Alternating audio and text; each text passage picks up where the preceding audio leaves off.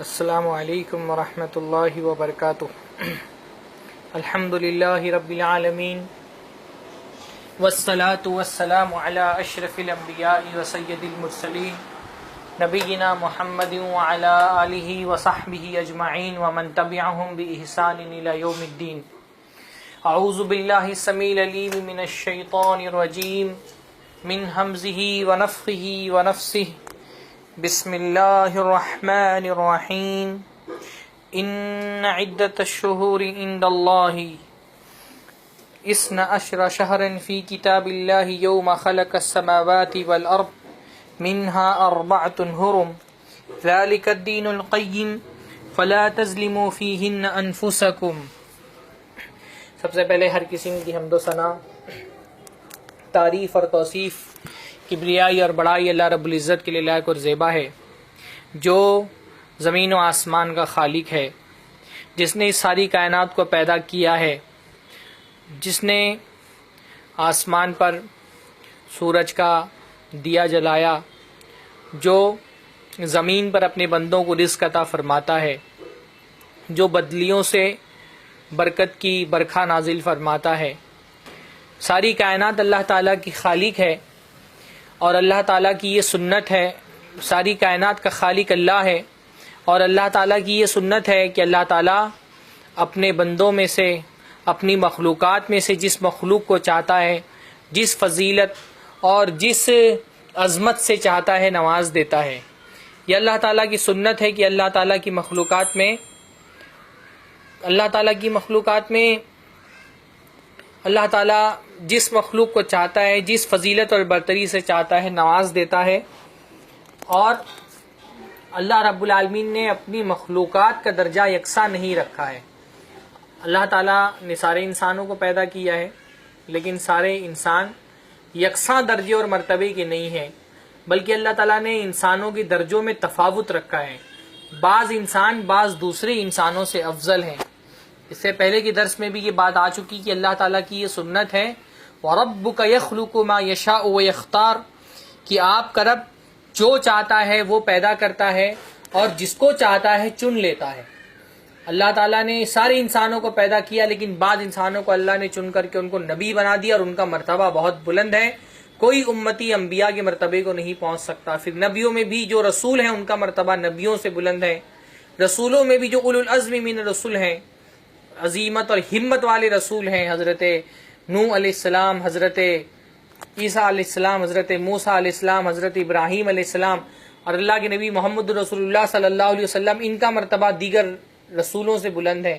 پھر ان 5 رسولوں میں بھی حضرت ابراہیم اور اللہ کے نبی دونوں اللہ کے خلیل ہیں، اور ان کا مرتبہ 5 رسولوں میں سب سے بلند ہے۔ پھر اللہ کے نبی صلی اللہ علیہ وسلم کا مرتبہ حضرت ابراہیم سے بھی زیادہ بلند ہے۔ اللہ تعالیٰ نے پیارے نبی محمد صلی اللہ علیہ وسلم کو سارے آدم کی اولاد کا سردار بنایا ہے۔ تو جیسے اللہ تعالیٰ نے انسانوں کے درجوں میں تفاوت رکھا ہے کہ سارے انسان ایک درجے کے نہیں ہیں، ویسے ہی اللہ تعالیٰ نے مکانات میں بھی تفاوت رکھا ہے کہ ہر زمین کا ہر خطہ یکساں مرتبے کا نہیں ہے۔ زمین کے کچھ خطوں کو اور کچھ علاقوں کو دوسرے علاقوں پر فضیلت حاصل ہے۔ شام کے بارے میں فرمایا بارکنا حولہ، کہ اللہ تعالیٰ نے اس کو برکت والی زمین بنایا ہے۔ مدینہ کی بہت ساری فضیلتیں، مکہ کی بہت ساری فضیلتیں جو دنیا کے کسی اور علاقے اور کسی مقام کو نہیں حاصل ہیں، حالانکہ زمین ساری اللہ کی مخلوق ہے۔ ایسے ہی وقت، دن اور رات، صبح اور شام، عشرے اور مہینے، ہفتے، یہ بھی اللہ تعالیٰ کی مخلوق ہیں، لیکن وقت سارے ایک درجے کے نہیں ہوتے ہیں۔ بعض اوقات کو، بعض لمحوں کو، بعض مہینوں کو، بعض عشروں کو اللہ تعالیٰ کے ہاں فضیلت حاصل ہے، ان کا مقام اللہ کے ہاں بلند ہے۔ آپ جانتے ہیں کہ جمعہ کا دن سارے دنوں میں ہفتے کے سب سے افضل دن ہوتا ہے۔ اسی طرح ذی الحجہ کا عشرہ سارے عشروں میں سب سے افضل عشرہ ہے۔ اسی طرح عرفہ کا دن یا یوم النحر کا دن سارے دنوں میں سب سے افضل دن ہے۔ لیلۃ القدر سب سے افضل رات ہے۔ تو اللہ تعالیٰ نے مہینوں کے اندر بھی تفاوت رکھا ہے، عشروں کے اندر بھی تفاوت رکھا ہے۔ بعض لمحات اور بعض اوقات کا درجہ بلند ہوتا ہے، اور بعض کا ان سے کمتر ہوتا ہے۔ ہم اس وقت جس مہینے سے گزر رہے ہیں، اور کل سے جو ایک تاریخ کا آغاز ہوا ہے، وہ محرم الحرام کا مہینہ ہے۔ محرم الحرام کا مہینہ بہت ساری فضیلتوں کا حامل مہینہ ہے، اور آج کے ہمارے درس کا عنوان بھی ہے کہ محرم الحرام کے فضائل کیا ہیں اور اس مہینے میں بدعات کون سی ہوتی ہیں۔ تو محرم الحرام بھی اللہ تعالیٰ کے بنائے ہوئے مہینوں میں سے ایک مہینہ ہے۔ یہ جو مہینوں کی گنتیاں ہیں 12 مہینے، یہ کسی ریاضی دان کی ایجاد کی ہوئی نہیں ہے، یہ کسی دنیا کے انسان نے 12 مہینے ایجاد نہیں کیے، بلکہ 12 مہینوں کی یہ تعداد اللہ تعالیٰ نے طے کی ہے۔ قرآن مجید میں اللہ رب العالمین سورہ توبہ کے اندر فرماتے ہیں ان عدت الشہور عند اللہ اثنا عشر شہرا فی کتاب اللہ یوم خلق السماوات والارض، کہ اللہ نے جب سے زمین و آسمان کو تخلیق کیا ہے تبھی سے اللہ نے اپنی کتاب میں مہینوں کی 12 گنتیاں اور تعداد طے کر دی، لکھ دی ہیں کہ مہینوں کی تعداد 12 ہوگی۔ اور اللہ رب العالمین نے فرمایا منہا اربعۃ حرم، ان 12 مہینوں میں 4 مہینے حرمت والے مہینے ہیں، حرام مہینے ہیں۔ ان حرام مہینوں میں سے ایک مہینہ محرم الحرام کا مہینہ ہے۔ تو یہ محرم کا مہینہ اس کی ایک فضیلت اور بہت اہم ترین فضیلت یہ ہے کہ یہ حرام مہینوں میں سے ایک مہینہ ہے۔ اللہ رب العالمین نے اس مہینے کو حرمت والا مہینہ بنایا ہے۔ حرام کا مطلب کیا ہوتا ہے؟ عام طور پہ ہمارے ذہن میں یہ بات ہوتی ہے کہ جو چیزیں ناپسندیدہ ہوتی ہیں اللہ کے نزدیک، اللہ تعالیٰ ان کو حرام کر دیتا ہے۔ تو ہم جب کسی چیز کو حرام کہتے ہیں تو ہمارے ذہن میں یہ تصور آتا ہے کہ یہ چیز ناپسندیدہ ہے، لیکن جب ہم یہ کہتے ہیں کہ فلاں مہینہ حرام ہے تو حرام کا مطلب ہوتا ہے کہ اللہ تعالیٰ کے یہاں اس کا زیادہ احترام ہے۔ یہ احترام کا لفظ ہم بولتے ہیں نا تعظیم کے معنی میں، رسپیکٹ کرنے کے معاملے میں، تو یہ احترام جو ہے یہ بھی حرام ہی سے بنا ہے۔ یعنی اللہ تعالیٰ کے 12 مہینے اللہ رب العالمین ہی کے ہیں، لیکن ان 12 مہینوں میں 4 مہینے ایسے ہیں جن کا احترام اللہ رب العالمین کے ہاں زیادہ ہے، جن کی عظمت اللہ رب العالمین کے ہاں زیادہ ہے، اللہ رب العالمین نے ان کا تقدس زیادہ رکھا ہے۔ ان 12 مہینوں میں 4 حرمت والے مہینے ہیں۔ وہ 4 حرمت والے مہینے کون سے ہیں؟ محرم الحرام کا مہینہ جس سے ہم گزر رہے ہیں یہ تو حرمت والا مہینہ ہے ہی، اس سے پہلے جو 2 مہینے گزرے ہیں وہ بھی حرمت والے مہینے ہیں۔ ذوالحجہ کا مہینہ جس مہینے میں حج ہوتا ہے وہ بھی حرمت والا مہینہ ہے۔ ذوالحجہ سے پہلے ذوالقعدہ کا مہینہ جس میں حاجی سفر کر کے حج کرنے کے لیے آتے ہیں وہ بھی حرمت والا مہینہ ہے۔ اور ذوالحجہ کے بعد محرم کا مہینہ جو کہ سال کا پہلا مہینہ بھی ہوتا ہے یہ بھی حرمت والا مہینہ ہے۔ اللہ کے نبی نے فرمایا 3 متوالیات، 3 مہینے لگاتار حرمت والے ہیں، ذوالقعدہ کا، ذوالحجہ کا اور محرم کا مہینہ۔ بلکہ بعض علماء نے ایک بات یہ بھی کہی ہے کہ ان مہینوں کو حرام کرنے کی وجہ اور ان مہینوں کو حرام کرنے کی حکمت یہ ہے کہ ذوالحجہ کا جو مہینہ ہوتا ہے کیونکہ اس میں حاجی حج کرتے ہیں لہٰذا اس مہینے کو حرام کیا گیا ہے، تاکہ جس مہینے میں مسلمان حج کرنے کے لیے آئے وہ مہینہ جنگ اور جدال سے مامون رہے، اس میں امن قائم رہے۔ آپ لوگوں کو یہ بات بھی معلوم ہونی چاہیے کہ یہ جو حرام مہینے ہیں ان مہینوں میں جنگوں کا آغاز کرنا منع ہے، جنگ کی شروعات کرنا منع ہے۔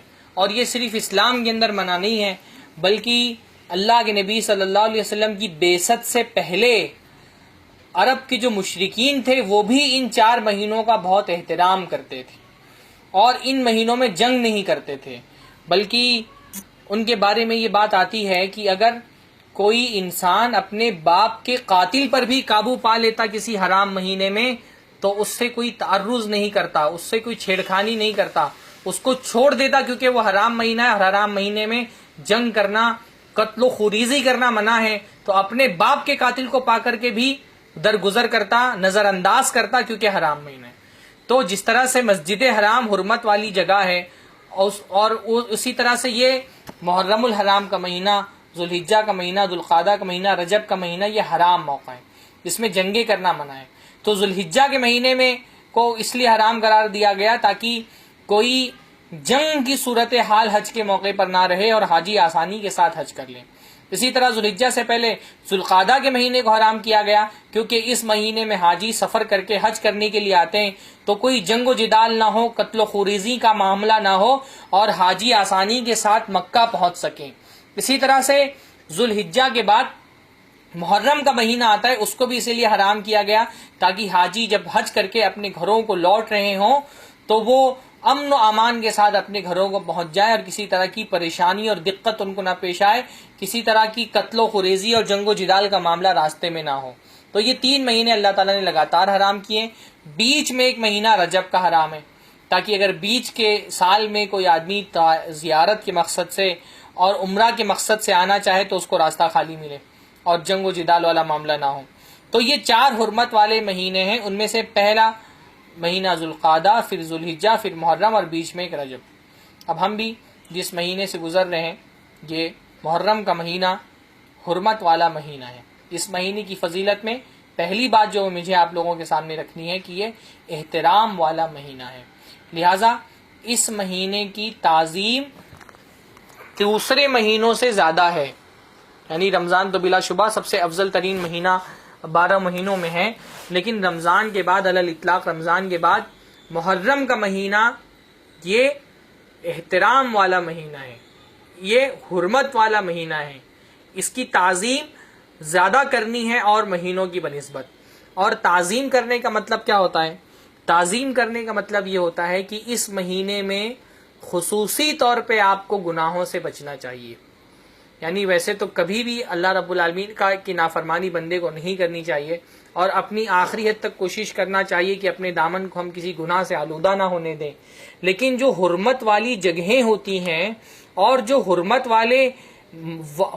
کا جو وقت ہوتا ہے، ان جگہوں میں اپنے آپ کو گناہوں سے بچا کر کے رکھنا زیادہ ضروری ہے۔ مثلا آپ بالعموم اپنی زبان پر لگام دے کر کے آپ کو رکھنا چاہیے، گالی نہیں دینی چاہیے، لیکن اگر آپ مسجد حرام میں ہیں یا اللہ تعالیٰ کی کسی بھی مسجد میں ہیں تو مسجد میں آپ کیا کرتے ہیں؟ ذرا سا اپنی زبان پر زیادہ قابو رکھتے ہیں، کیونکہ یہ حرمت اور تعظیم والا مقام ہے کہ آپ مسجد حرام میں ہوتے ہیں یا مسجد نبوی میں ہوتے ہیں تو اس مقام کے احترام میں آپ اپنی نفس پر زیادہ کنٹرول کرتے ہیں اور زیادہ کوشش کرتے ہیں کہ اس پاک جگہ پر اور اس حرمت والی جگہ پر مجھ سے کوئی گناہ اور اللہ کی نافرمانی سرزد نہ ہو۔ تو جس طرح حرام مقام پر پہنچ کر کے، احترام والی جگہ پر پہنچ کر کے آپ یہ کوشش کرتے ہیں کہ آپ سے کوئی گناہ سرزد نہ ہو، زیادہ کوشش کرتے ہیں آپ، اسی طرح سے جو مہینے حرام ہیں ان حرام مہینوں میں بھی آپ کو اور دنوں کی بنسبت زیادہ کوشش کرنی چاہیے کہ آپ سے کوئی گناہ اور نافرمانی کا کام سرزد نہ ہو۔ اللہ نے اس کے بارے میں خود قرآن مجید کے اندر سورہ توبہ کی اس آیت میں ہی فرمایا فَلَا تَظْلِمُوا فِيهِنَّ أَنفُسَكُمْ، کہ یہ جو حرام مہینے ہیں ان حرام مہینوں میں اپنے اوپر ظلم مت کرو۔ اپنے اوپر ظلم کا مطلب کیا ہوتا ہے؟ ایک بندہ جب اللہ تعالیٰ کی نافرمانی کرتا ہے تو اللہ کی نافرمانی سے وہ اللہ تعالیٰ کا کچھ نہیں بگاڑ سکتا۔ اللہ رب العالمین کی ذات اور اللہ تعالیٰ کی شان اس سے بہت برتر ہے کہ ہماری نافرمانی سے اس کو کوئی فرق پڑے۔ اللہ کی شان میں ساری کی ساری انسانیت اگر اللہ تعالیٰ کی نافرمان ہو جائے تو اللہ کی شان میں ذرہ برابر کمی نہیں آنے والی ہے، لیکن جب ہم اللہ کی نافرمانی کرتے ہیں تو ہم کیا کرتے ہیں؟ ہم اپنی ذات پر ظلم کرتے ہیں، ہم اپنے نفس پر ظلم کرتے ہیں۔ اللہ تعالیٰ نے فرمایا فَلَا تَظْلِمُوا فِيهِنَّ أَنفُسَكُمْ، کہ یہ جو حرام مہینے ہیں ان مہینوں میں اپنے اوپر ظلم مت کرو۔ تو ظلم کرنے کا طریقہ یہ ہوتا ہے کہ اللہ تعالیٰ نے کوئی چیز اگر آپ پر واجب کی ہے اور آپ اس کو چھوڑتے ہیں یہ بھی ظلم ہے، اور اللہ نے کوئی چیز حرام کی ہے آپ پر اور آپ اس کا ارتکاب کرتے ہیں یہ بھی ظلم ہے۔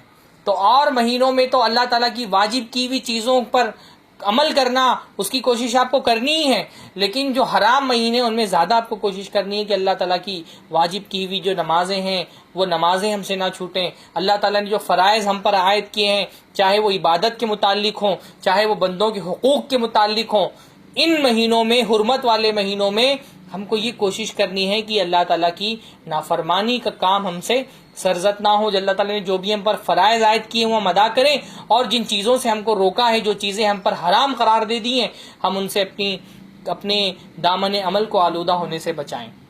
تو محرم کی فضیلت میں پہلا نقطہ یہ تھا کہ یہ حرام مہینہ ہے، اور یہ بات میں اس سے پہلے بھی درس میں آپ لوگوں کو بتا چکا ہوں کہ وقت کے تبدیل ہونے سے، اسی طرح سے مقام کے تبدیل ہونے سے، اسی طرح سے آبجیکٹ کے تبدیل ہونے سے، مفعول کے تبدیل ہونے سے گناہوں کی جو قباحت ہے، گناہوں کی جو خرابی ہے وہ گھٹتی اور بڑھتی ہے. یعنی کسی وقت میں گناہ زیادہ برا ہوتا ہے، کسی وقت میں اس سے ذرا سا کم برا ہوتا ہے. کسی جگہ پر گناہ کرنا زیادہ بری بات ہوتی ہے اور کسی جگہ پر کرنا ذرا سا کم بری بات ہوتی ہے. مثلا گالی دینا بری چیز ہے، لیکن آپ سڑک پر گالی دیں یہ بری بات ہے، لیکن آپ مسجد میں جا کر کے گالی دیں تو زیادہ بری بات ہے. سڑک کی بنسبت مسجد میں گالی دینا زیادہ بری بات ہے، کیونکہ مسجد جو ہے وہ احترام اور تعظیم کی جگہ ہے، وہاں تو فضول گفتگو کرنا بھی منع ہے، تو وہاں آپ گالی دے دیں گے تو آپ کو زیادہ گناہ ملے گا. اسی طرح سے کسی عام انسان کو گالی دینا بری چیز ہے، لیکن کوئی اپنے والد کو گالی دے دے تو کیا ہوگا؟ اس کی گالی کی جو برائی ہے، جو قباحت اور شناعت ہے وہ بڑھ جائے گی. اسی طرح سے عام دنوں میں گالی دینا ایک بری چیز ہے، لیکن اگر کوئی حرمت والے مہینے میں گالی دیتا ہے، احترام اور تعظیم والے اوقات میں گالی دیتا ہے، تو کیا ہوتا ہے کہ اس گالی کی قباحت اور شناعت بڑھ جاتی ہے. تو دونوں معاملہ، کچھ مقامات میں نیکیاں کرنا زیادہ افضل ہوتا ہے بنسبت دوسرے مقامات کے، کچھ اوقات میں نیکیاں کرنا زیادہ افضل ہوتا ہے دوسرے اوقات کے، کچھ لوگوں کے ساتھ نیکی کرنا زیادہ افضل ہوتا ہے دوسروں کے ساتھ نیکی کرنے سے.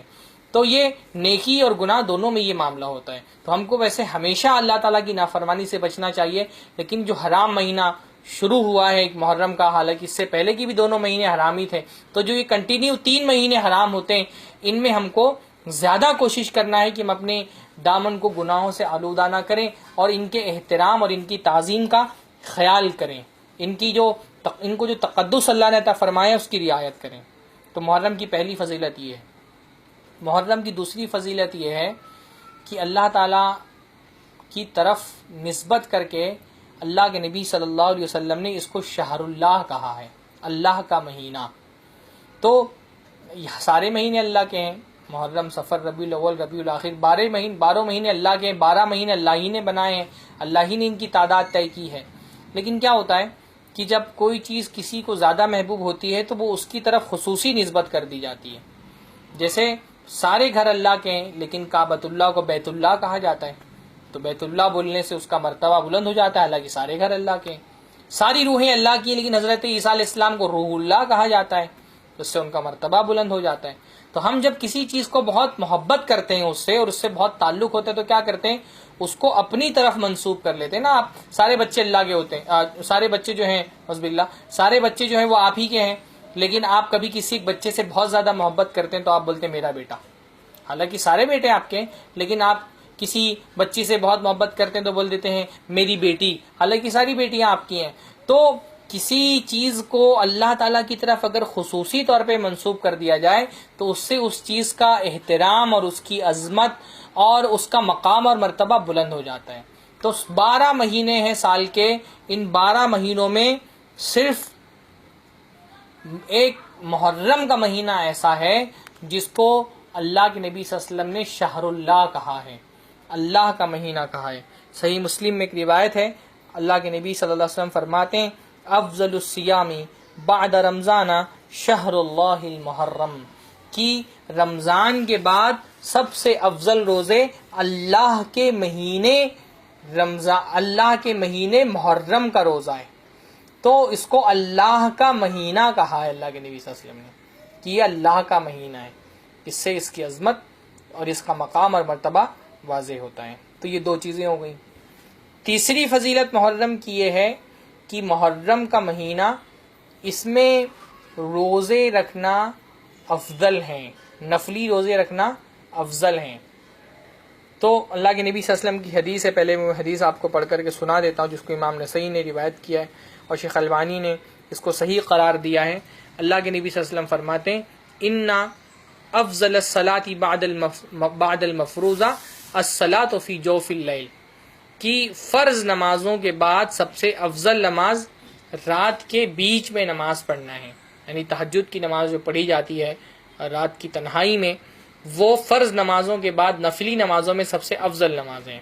وَأَفْضَلُ الصِّيَامِ بَعْدَ رَمْضَانَ شَهْرُ اللَّهِ الَّذِي تَدْعُونَهُ الْمُحَرَّمُ، اللہ نے فرمایا کہ رمضان کے روزوں کے بعد، رمضان کے روزے تو فرض ہیں، وہ تو ہر کسی کو رکھنے ہیں، رمضان کے روزوں کے بعد اگر کوئی نفلی روزے رکھنا چاہتا ہے تو سب سے افضل مہینہ نفلی روزے رکھنے کا وہ مہینہ ہے جو اللہ کا مہینہ ہے، جس کو تم محرم کہتے ہو۔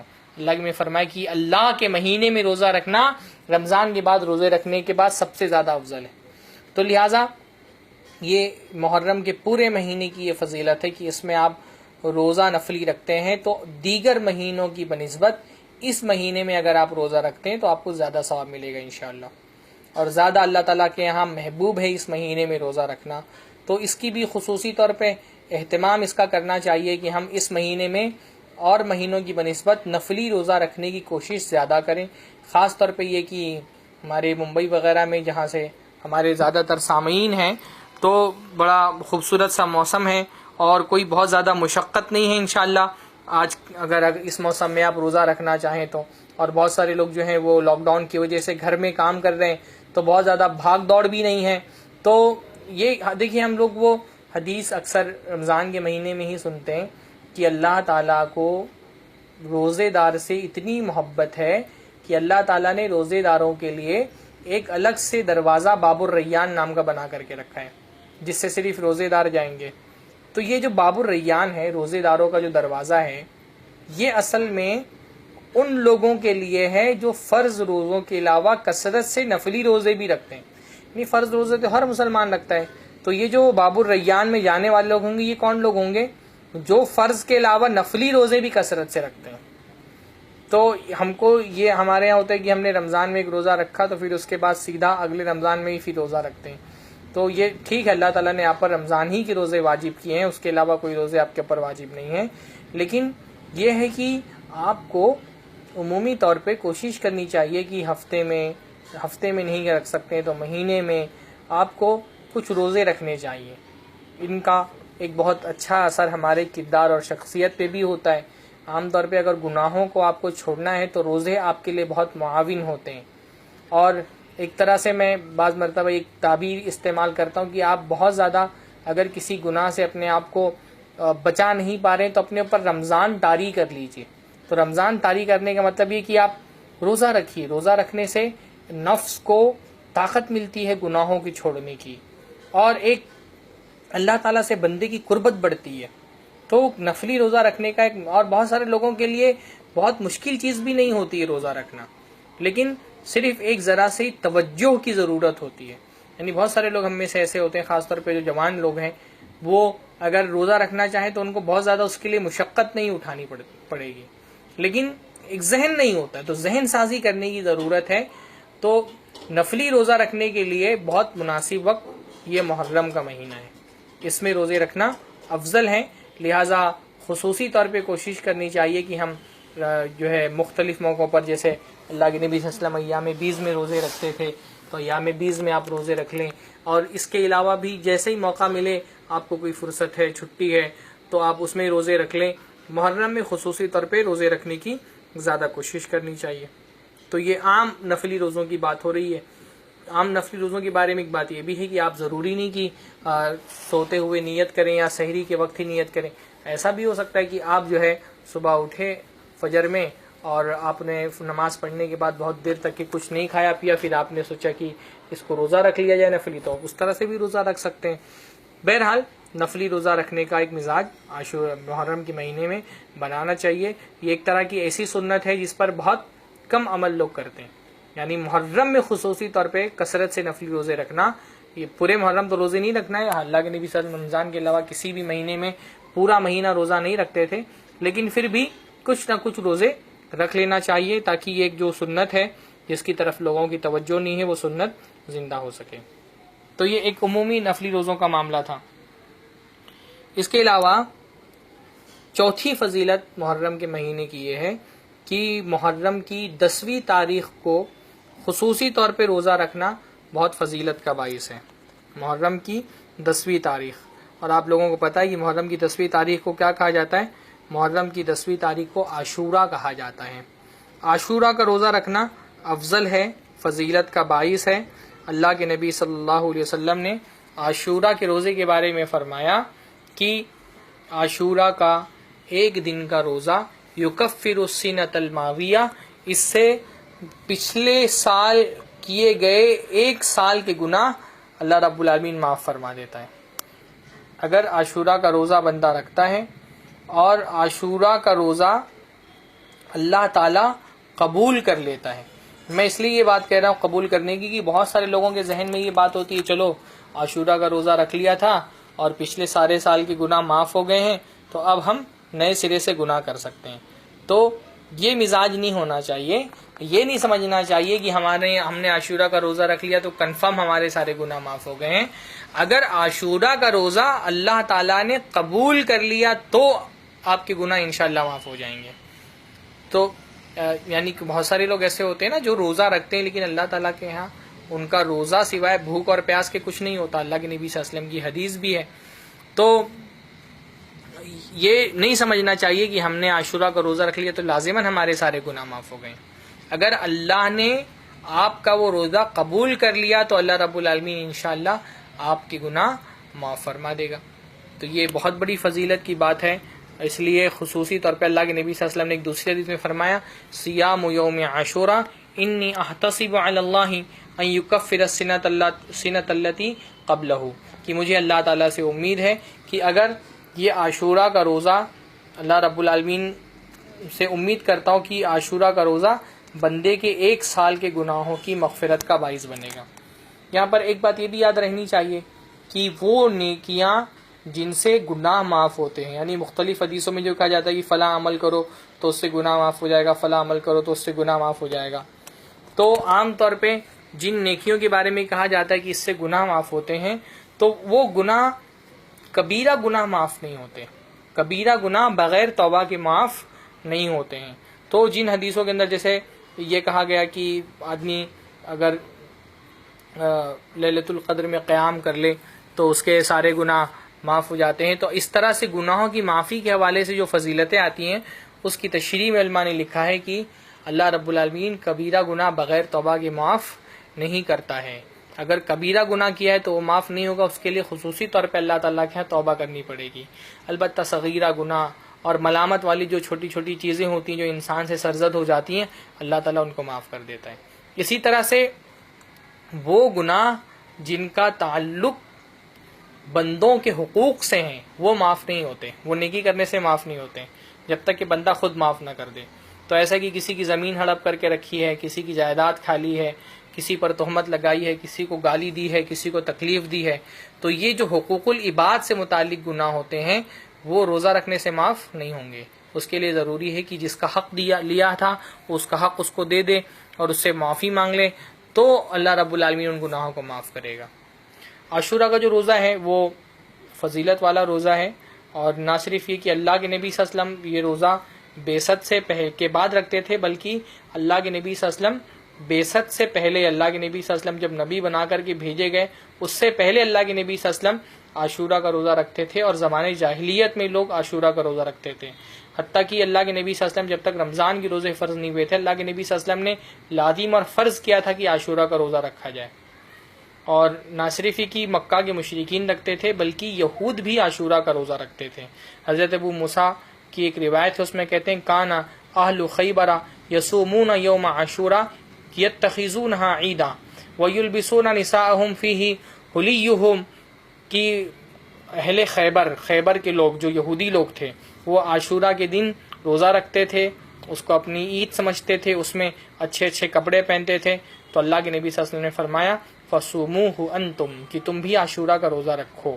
اللہ کے نبی صلی اللہ علیہ وسلم سے پوچھا گیا کہ اللہ کے نبی صلی اللہ علیہ وسلم جب مدینہ میں آئے اور اللہ کے نبی صلی اللہ علیہ وسلم نے یہودیوں کو دیکھا کہ وہ عاشورہ کا روزہ رکھتے ہیں، تو اللہ کے نبی صلی اللہ علیہ وسلم نے ان سے پوچھا کہ اس دن تم روزہ کیوں رکھتے ہو؟ تو انہوں نے کہا ھذا یوم عظیم، کہ یہ جو عاشورہ کا دن ہے، 10 محرم کا دن ہے، یہ عظیم دن ہے۔ انجى اللہ فیہ موسیٰ وقومہ، اللہ رب العالمین نے عاشورہ ہی کے دن حضرت موسیٰ اور ان کی قوم کو نجات دی تھی۔ وغرق فرعون وقومہ، اور فرعون اور اس کی قوم کو غرق کیا گیا تھا۔ تو اللہ کے نبی صلی اللہ علیہ وسلم نے فرمایا فصامہ موسیٰ شکرا، تو انہوں نے کہا کہ حضرت موسیٰ علیہ السلام نے اللہ تعالیٰ کا شکر ادا کرنے کے لیے روزہ رکھا تھا، فنحن نصوم، اس لیے ہم روزہ رکھتے ہیں۔ تو اللہ کے نے فرمایا نحن احق و اولی بموسیٰ منکم، کہ ہم موسیٰ کے تم سے زیادہ حقدار ہیں، موسیٰ پر ہمارا حق زیادہ ہے، کیونکہ حضرت موسیٰ علیہ السلام یہودی نہیں تھے، وہ بھی مسلمان تھے، تو ہمارا زیادہ حق ہے کہ ہم موسیٰ کی خوشی پر خوشی منائیں۔ اور اللہ کے نبی صلی اللہ علیہ وسلم نے سارے مسلمانوں کو یہ تاکید کی کہ وہ روزہ رکھا کریں۔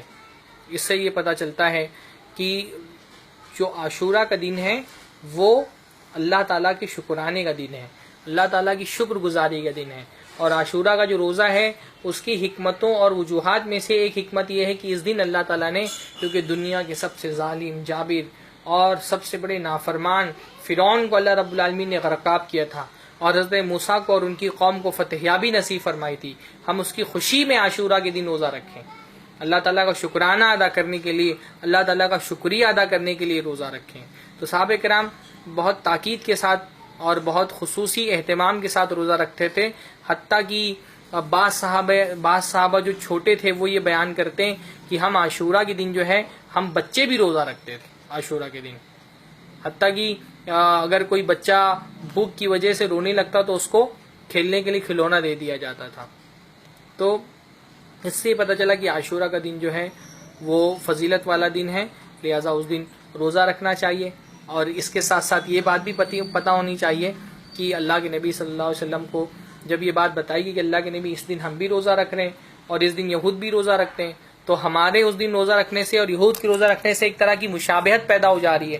تو اللہ کے نبی صلی اللہ علیہ وسلم نے فرمایا کہ اذا کان العام المقبل انشاء اللہ صمنا اليوم التاسع، کہ اگر اگلا سال جو آیا اور اس میں زندہ رہا تو میں 9 کا روزہ بھی رکھوں گا، یعنی 9 ذی الحجہ کو بھی روزہ رکھوں گا تاکہ یہودیوں سے مشابہت نہ ہو۔ آپ سوچیے ہمارے دین میں ظاہری طور پہ نیک کاموں میں بھی کافروں سے مشابہت کتنی خطرناک چیز ہے کہ اللہ کے نبی صلی اللہ علیہ وسلم نے روزہ، اللہ کے نبی صلی اللہ علیہ وسلم نیک نیتی سے رکھتے تھے، حضرت موسیٰ علیہ السلام کی فتح یابی کے لیے رکھتے تھے، حضرت موسیٰ علیہ السلام اور کو جو فتح نصیب ہوئی تھی، نجات ملی تھی، اس کی خوشی میں اللہ کے نبی روزہ رکھتے تھے، لیکن اس نیکی کے کام میں بھی کافروں سے مشابہت نہ ہو تو اللہ کے نبی نے فرمایا کہ میں 9 تاریخ کا بھی روزہ رکھوں گا تاکہ ان کی مخالفت ہو سکے۔ تو آپ ذرا تصور کریں کہ اسی مہینے میں کتنی ساری خرافات دین کے نام پر ہوتی ہیں جن میں کافروں کی مشابہت اختیار کی جاتی ہے، یعنی نیکی کے کام میں بھی کافروں کی مشابہت نہ ہو تو اللہ کے نبی نے مخالفت کرنے کے لیے کہا کہ تم 9 کو بھی روزہ رکھو۔ اور ہمارے یہاں یہ ہوتا ہے کہ کتنی ساری نافرمانی کے کام میں کافروں کی مشابہت اسی مہینے کے اندر ہوتی ہے۔ آپ ابھی سڑکوں پر چلے جائیں تو آپ کو اس طرح کے جلوس ملیں گے جہاں پہ سینا کو بھی ہو رہی ہے اور ڈی جے بج رہے ہیں بڑی آواز میں اور مرثیے اس کے اندر چلائے جا رہے ہیں اور لوگ زنجیر زنی کر رہے ہیں، اپنے جسم سے خون بہا رہے ہیں اور چیخ پکار کر رہے ہیں جاہلوں کی طرح، جس کو اللہ کے نبی صلی اللہ علیہ وسلم نے جاہلوں کی علامت قرار دیا ہے۔ تو اس جہالت میں کافروں کی مشابہت کی جاتی ہے، اللہ کے نبی صلی اللہ علیہ وسلم نے تو دین میں بھی کافروں کی مشابہت کرنے سے منع کیا ہے۔ اللہ کے نبی نے فرمایا کہ ایک دن میں پہلے روزہ رکھوں گا تاکہ ان کی مخالفت ہو سکے۔ تو اللہ کے نبی صلی اللہ علیہ وسلم اصل جو روزہ آپ کو رکھنا ہے وہ عاشورہ کا یعنی 10ویں محرم کو روزہ رکھنا ہے۔ البتہ معاملہ یہ ہے کہ 10ویں محرم کے ساتھ ساتھ یہود کی مخالفت کے لیے آپ ایک دن اور روزہ رکھیں، 9ویں تاریخ کا بھی روزہ رکھیں تاکہ یہودیوں کی مخالفت ہو سکے۔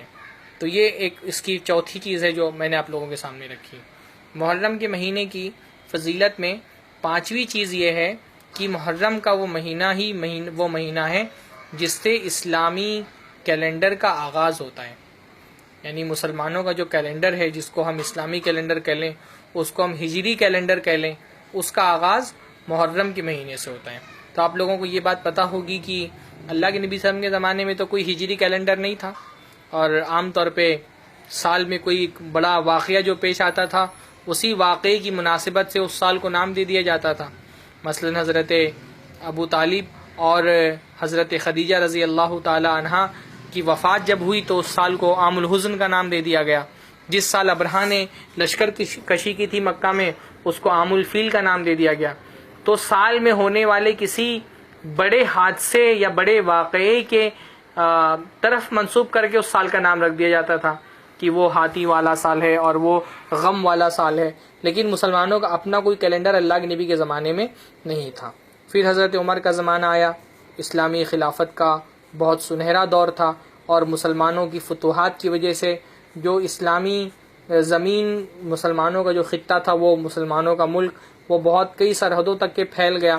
اس میں خط و کتابت ہوتی تھی، اور کبھی کبھی ایسا ہوتا تھا کہ خط پہنچتا تھا جب جس کو لکھا گیا ہے تو اس کو پتہ نہیں چلتا تھا کہ یہ کون سے سال میں خط لکھا گیا ہے.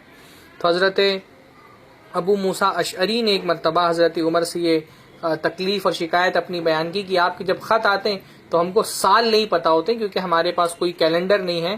تو حضرت عمر نے سارے صحابہ کرام کو جمع کیا اور یہ کہا کہ کوئی ہم بھی ایک اپنا ہجری کیلنڈر، اپنا ایک اسلامی کیلنڈر، مسلمانوں کا خود کا کیلنڈر ہم رکھیں. یعنی حالانکہ اگر مسلمان اس وقت چاہتے تو وہ بھی بہت سارے جو رومیوں کے کیلنڈر ہیں، یہ جو میلادی کیلنڈر ہوتا ہے عیسوی سن، اس کا یوز کر سکتے تھے، یا جو اس زمانے کے فارسی لوگ تھے ان کے کیلنڈر کو بھی یوز کر سکتے تھے. تو کیلنڈر بہت سارے رائج تھے، لیکن حضرت عمر نے اور صحابہ کرام نے یہ پسند نہیں کیا کہ ہم کسی دوسرے کا کیلنڈر اڈاپٹ کر کے اور اس کے حساب سے اپنے معاملات ترتیب دیں، بلکہ حضرت عمر نے کہا کہ ہم اپنا کیلنڈر خود بنائیں گے، دوسرے کا کیلنڈر یوز نہیں کریں گے.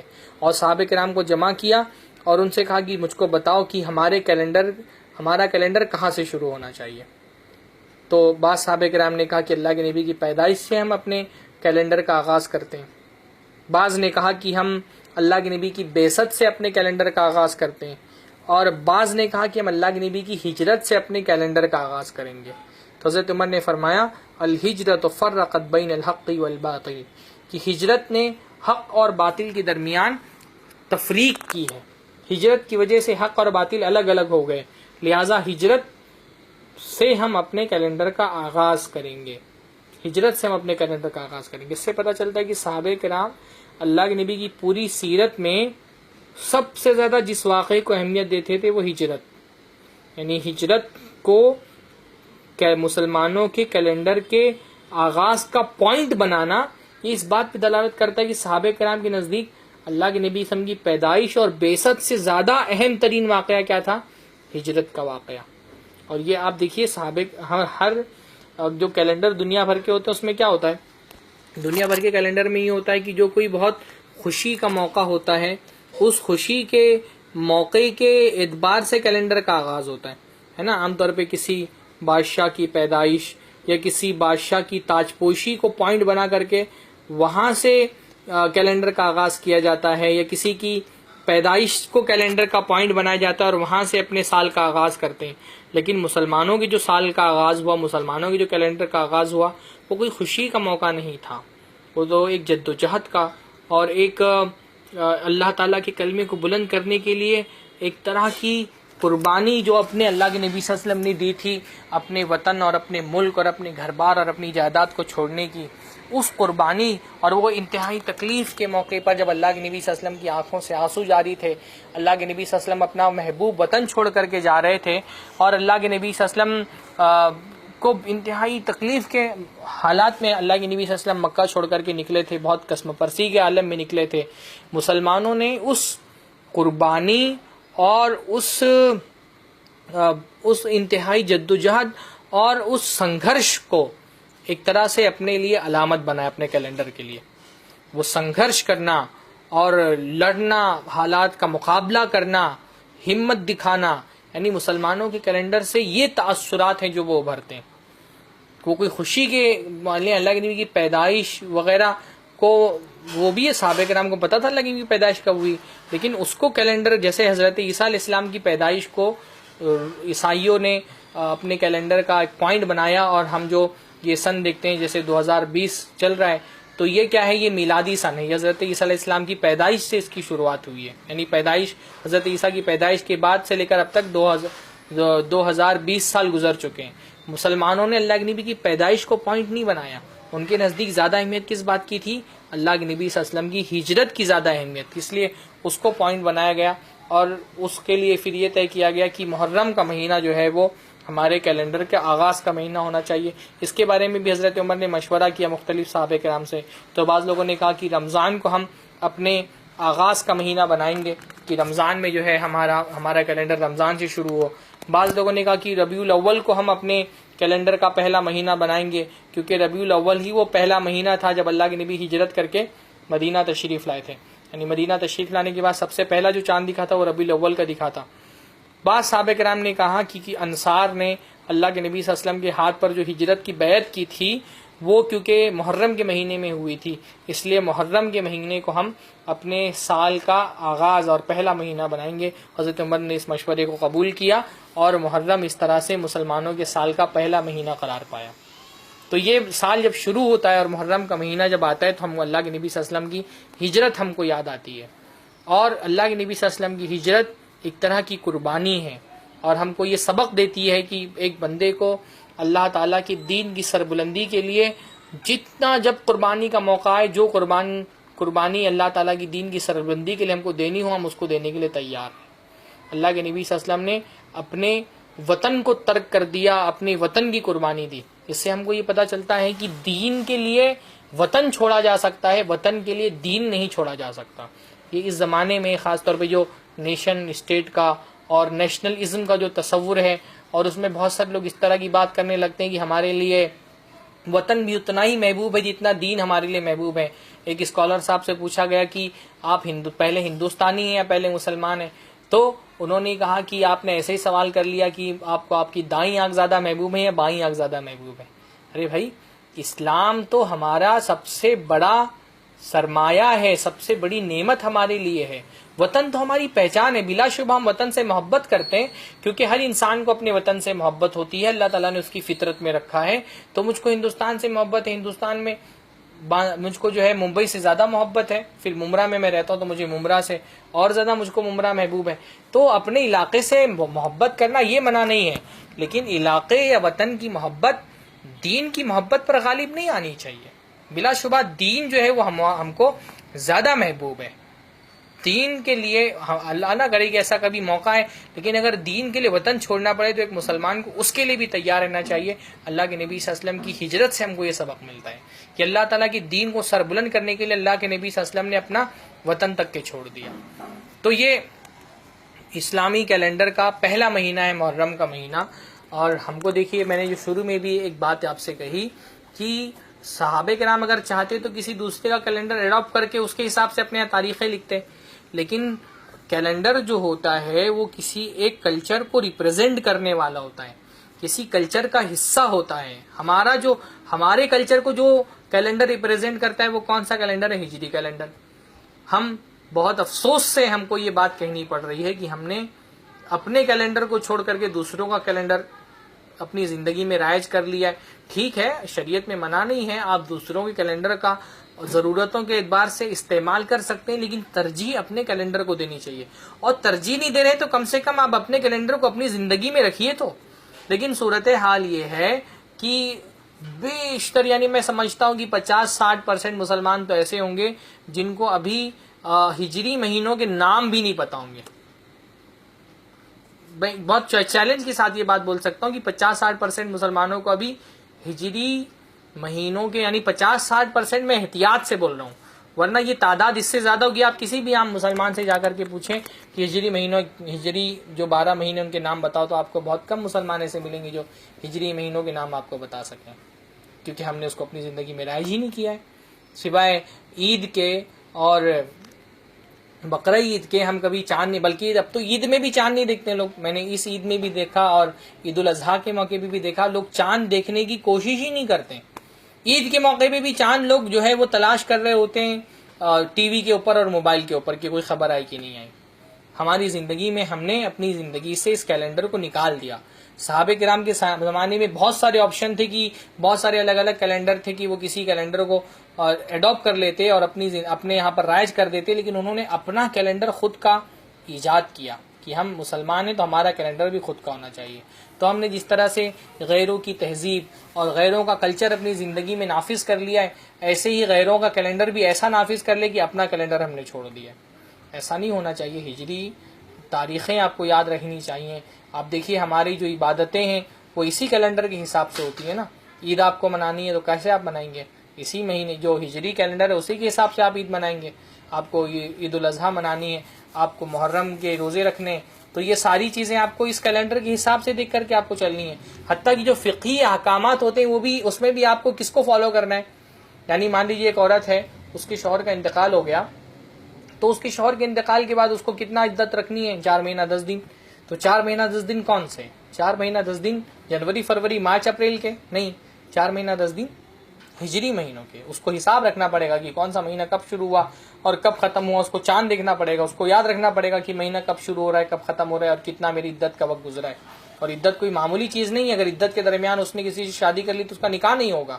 اتنا بڑا معاملہ ہے، اور اس میں اس کو فالو کرنا ہے ہجری کیلنڈر کو. لیکن مجھ کو تو مطلب بعض مرتبہ تعجب ہوا کہ بعض خواتین جو ہے وہ عدت گزار رہی تھی اور وہ سمجھ رہی تھی کہ یہ 4 مہینہ 10 دن، یہ جو جنوری فروری ہے وہ والا 4 مہینہ 10 دن ہے. تو اس کے حساب سے وہ کاؤنٹ کر رہی تھی کہ فلاں جنوری کی فلاں تاریخ کو میرے شوہر کی وفات ہوئی تھی، تو اتنے مہینے میں ہمارا 4 مہینہ 10 دن پورا ہو جائے گا. ہم کو اتنا بھی ہم کو شعور نہیں ہے اپنے کیلنڈر کے حوالے سے. تو اب اس کیلنڈر کو اپنی زندگی میں رائج کریے. الحمدللہ صوبائی جمعیت اہل حدیث ممبئی کی طرف سے ہر مہینے جو ہے وہ چاند کا اعلان کیا جاتا ہے، تاکہ آپ لوگوں کو پتہ رہے کہ کون سا مہینہ کب ختم ہو رہا ہے اور کب شروع ہو رہا ہے. اس کو آپ اگر فالو کرنا چاہیں تو صوبائی جمعیت کا جو گروپ ہے اس سے آپ جوائن ہو کر کے ہر مہینے ہم چاند دیکھنے کا اہتمام کرتے ہیں، اور مختلف تنظیموں سے رابطے میں رہتے ہیں. ہمارے نمائندے ہوتے ہیں جو چاند دیکھنے کا اہتمام کرتے ہیں. اور یہ آہستہ آہستہ چاند دیکھنے کا جو مزاج ہے وہ ختم ہوتا جا رہا ہے. مسلمانوں میں اب چاند دیکھنے کا مزاج باقی نہیں رہ گیا. اس کو زندہ کرنے کی ضرورت ہے. یہ سنت ہے، یعنی اللہ کے نبی ہم چاند دیکھتے تھے اور چاند دیکھنے کی دعا بھی اللہ کے نبی سے ہم پڑھتے تھے. تو یہ ہماری زندگی میں تو سوائے عید کے اور بقرہ عید کے کبھی موقع ہی نہیں آتا ہے چاند دیکھنے کا. صرف عید کا اور رمضان کا چاند دیکھتے ہیں، وہ بھی بہت کم لوگ ہیں جو چاند دیکھنے والے ہیں. اللہ تعالیٰ ہم کو توفیق نصیب فرمائے. تو یہ 5ویں فضیلت ہے محرم الحرام کی کہ اس مہینے میں اللہ رب العالمین یہ مہینہ جو ہے اس سے ہمارے ہجری سن کا آغاز ہوتا ہے. تو یہ تو فضیلت کی بات تھی. وقت میرا ختم ہو گیا. بہت ساری بدعات بھی اس مہینے میں کی جاتی ہیں، اور وہ آپ حضرات جانتے ہوں گے اس میں سب سے بدترین قسم کی بدعت ہے وہ اس مہینے کے اندر وہ ہے صحابہ کرام کو گالی دینا. اللہ کے نبی صلی اللہ علیہ وسلم کے صحابہ کا بہت بڑا مرتبہ ہے، لیکن یہ دیکھنے میں آتا ہے کہ ایک خاص طبقہ وہ جو ہے حضرت حسین رضی اللہ تعالیٰ عنہ کی وفات کا حوالہ بنا کر کے مختلف صحابہ کرام کو گالی دیتا ہے مجلسیں لگا کر کے. تو صحابہ کرام کو گالی دینا بہت بڑا گناہ ہے. صحابہ کرام کا مقام اور مرتبہ بہت بلند ہے، اور میرے خیال سے میں کسی موقع پر صحابہ کرام کی عظمت کے حوالے سے جو ہے وہ آپ لوگوں کے سامنے کوئی ایک موضوع الگ سے رکھ چکا ہوں. اسی طرح سے اس مہینوں کی خرافات میں سے ایک خرافات یہ بھی ہے کہ اس مہینے میں ماتم کی مجلسیں لگائی جاتی ہیں، سینہ کوبی کی جاتی ہے، اور الگ الگ طریقوں سے ایسے اعمال کیے جاتے ہیں جس سے ہمارا دین بدنام ہوتا ہے. زنجیر جنی کی جاتی ہے، اور یہ ساری تصویریں لوگ دیکھتے ہیں، اور اس سے ایک بڑا خراب تصور ہمارے دین کے بارے میں، ایک خراب امیج ہماری دین کی لوگوں کی نظر میں بنتی ہے.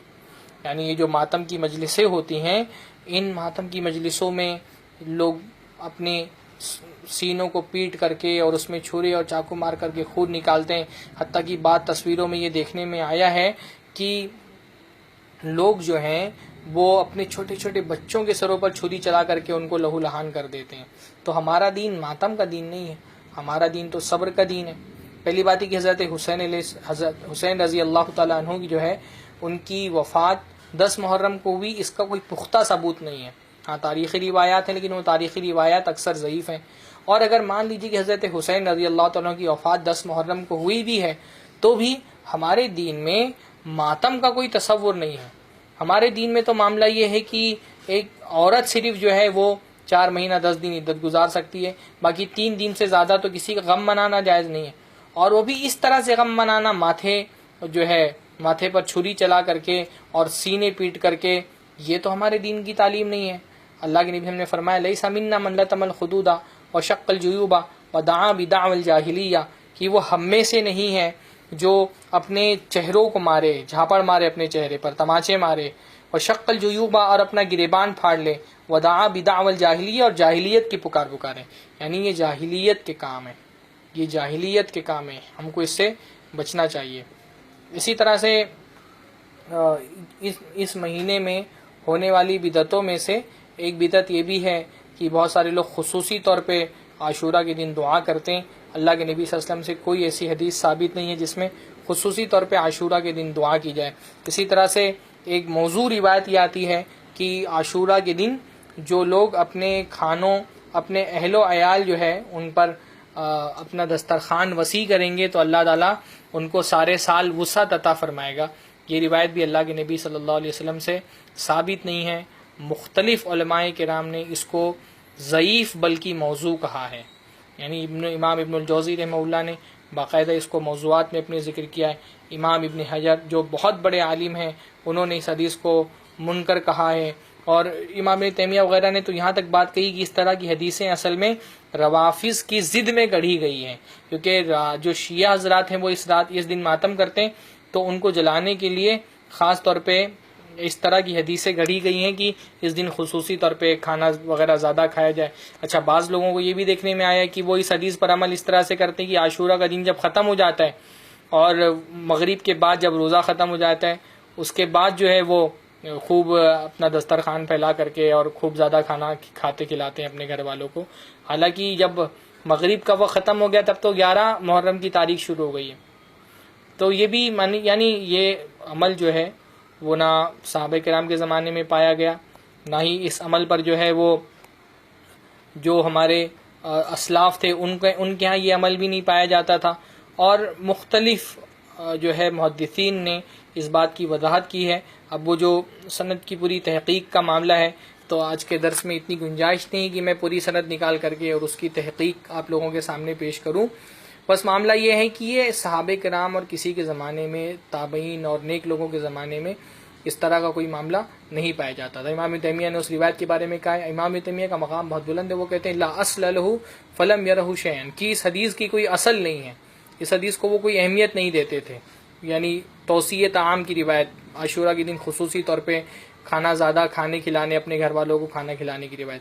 اسی طرح امام محمد بن وضاح وہ اپنی کتاب میں نقل کرتے ہیں کہ امام یحییٰ ابن یحییٰ، یہ 234 ہجری کے امام ہیں، بہت بڑے، وہ کہتے ہیں کہ میں امام مالک کے زمانے میں مدینہ منورہ اور امام لیث اور ابن القاسم اور ابن وہب کے ایام میں مصر میں موجود رہا ہوں، یہ دن وہاں آیا لیکن کسی نے بھی اس دن اپنے رزق میں اور اپنے دسترخوان میں توسیع کا ذکر نہیں کیا۔ اگر کوئی ایسی روایت ہوتی تو باقی احادیث کی طرح وہ اس کا بھی ذکر کرتے تھے۔